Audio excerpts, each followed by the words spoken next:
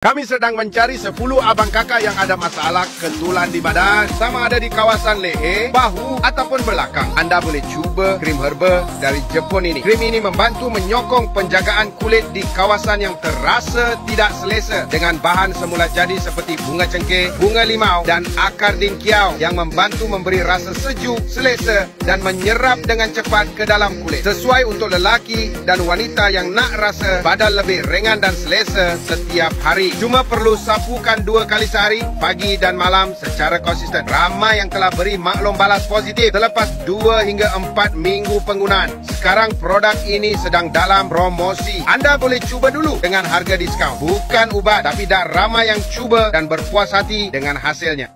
Jika anda mempunyai nodus limfa ini pada badan anda, jangan abaikan mereka.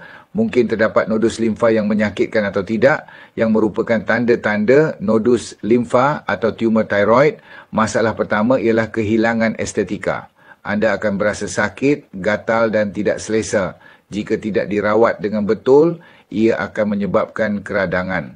Dibiarkan untuk masa yang lama, ia akan berkembang menjadi tumor malignan yang sangat serius, menyebabkan hiperpigmentasi dan akibat yang tidak dapat diramalkan. Oleh itu, kita perlu merawatnya segera dengan krim pelarut nodus limfa dari Jepun ini. Krim tradisional Jepun bukanlah jenis yang berleluasa di pasaran. Krim dihasilkan berdasarkan rahsia tradisional. Menggabungkan 6 herba untuk membantu menghilangkan nodus limfa dengan cepat. Krim ini sangat mudah digunakan. Menggosok leher membantu mengurangkan nodus limfa di leher. Menggosok nodus limfa, membersihkan nodus limfa di sana. Saya lampirkan pautan produk di bawah. Jika anda mempunyai nodus limfa ini pada badan anda, jangan abaikan mereka. Mungkin terdapat nodus limfa yang menyakitkan atau tidak, yang merupakan tanda-tanda nodus limfa atau tumor tiroid. Masalah pertama ialah kehilangan estetika. Anda akan berasa sakit, gatal dan tidak selesa. Jika tidak dirawat dengan betul, ia akan menyebabkan keradangan. Dibiarkan untuk masa yang lama, ia akan berkembang menjadi tumor malignan yang sangat serius, menyebabkan hiperpigmentasi dan akibat yang tidak dapat diramalkan. Oleh itu, kita perlu merawatnya segera dengan krim pelarut nodus limfa dari Jepun ini.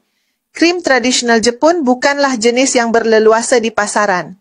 Krim dihasilkan berdasarkan rahsia tradisional.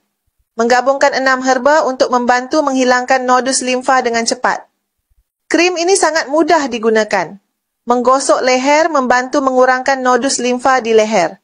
Menggosok nodus limfa membersihkan nodus limfa di sana. Sila order cepat untuk menerima tawaran. Jika anda mempunyai nodus limfa ini pada badan anda, jangan abaikan mereka. Mungkin terdapat nodus limfa yang menyakitkan atau tidak, yang merupakan tanda-tanda nodus limfa atau tumor tiroid. Masalah pertama ialah kehilangan estetika. Anda akan berasa sakit, gatal dan tidak selesa. Jika tidak dirawat dengan betul, ia akan menyebabkan keradangan. Dibiarkan untuk masa yang lama, ia akan berkembang menjadi tumor malignan yang sangat serius, menyebabkan hiperpigmentasi dan akibat yang tidak dapat diramalkan. Oleh itu, kita perlu merawatnya segera dengan krim pelarut nodus limfa dari Jepun ini.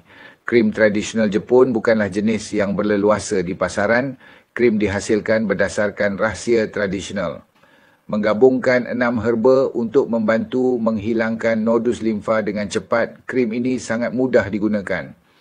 Menggosok leher membantu mengurangkan nodus limfa di leher.